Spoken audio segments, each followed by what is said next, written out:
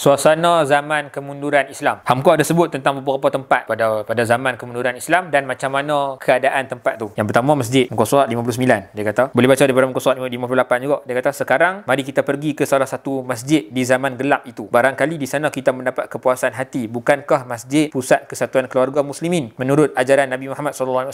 Setelah beliau wafat, khalifah-khalifahnya sendiri membaca khutbah. Di sana terdengar ajaran mingguan mengenai dunia akhirat, politik, sosial, penghidupan dan budi. Di sana perasaan aman damai, menghadapkan jiwa kepada Allah Subhanahu Wa Taala. Sesudah seminggu berjuang dengan kesulitan hidup, apa yang kita dapati di sana di zaman kejatuhan itu? Halaman kotor, kolamnya penuh air yang telah hijau lumut, campuran segala dahak dan ludah, tampang segala penyakit. Di pekarangannya duduk makhluk sengsara, miskin dan kehilangan penghidupan, telah habis energinya untuk menempuh hidup kerana ajaran Jabariyah, menunggu takdir. Ditadahkannya tangan minta sedekah, jangan diberi kerana kalau diberi seorang, yang lain akan datang berkerumun menghela-hela baju tuan, seorang dan 2 orang, 10 orang dan 100 orang. Malunya tidak ada lagi sama sekali. Lepas tu dia habaq kat bawah tu, sebentar lagi raja akan datang dengan pakaian yang indah-indah, hasil keringat si miskin yang terkapar itu. Terus kita ke dalam, dia kata, lampu-lampu buruk, mimbar tua, Al-Quran yang telah usang, tikar sembahyang yang beratus tahun tidak pernah diganti. Di saf pertama kelihatan orang-orang tua yang telah bosan hidup, bersila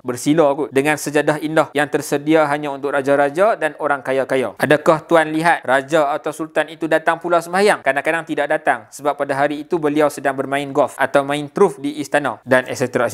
Tu disebut tentang masjid. Kalau dekat istana, dia kata muka surat 62. Dan kalau kita terus masuk ke belakang, ni dalam istana. Lebih dahulu kita akan bertemu dengan berpuluh orang laki-laki penjaga yang telah dikebirikan. Dikebirikan ni dia potong kemaluan lah, dikasih lah kot.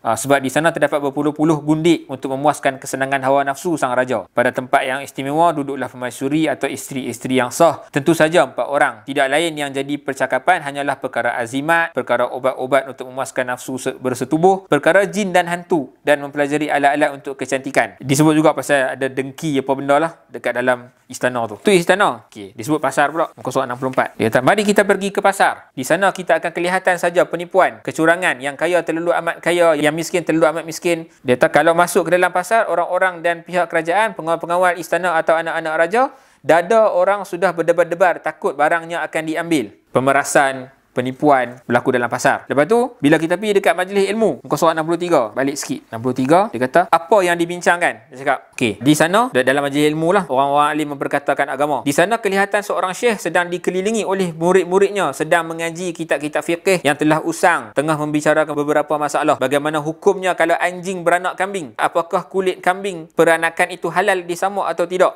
Kalau perempuan berjanggut dan tebal janggutnya itu, wajibkah menyampaikan air sembahyang kepada anggota wuduknya atau tidak? Semacam, kalau kita tengoklah rumusan, di masjid jadi apa, di istana jadi apa, di pasar jadi apa, majlis ilmu, orang-orang ilmu bercakap tentang ilmu-ilmu apa, kita boleh sedar. Kalau ciri-ciri ni ada dalam zaman kita sekarang, mungkin kita di zaman kemunduran. Macam mana masjid kotak, sekarang masjid mungkin cantik, tapi benda perbahasan dekat dalam masjid tu, orang bincang apa? Benda kecil ke? Ataupun sembang idea-idea besar. Dekat pasar ada penipuan tak? Kita menegur tiap-tiap hari ada menipu tak? Dan yang terakhir, ilmu dihidupkan dengan apa? Mungkin itu kita boleh muhasabah sama-sama kot. Mundur ke ataupun tak mundur? Wallahu a'lam.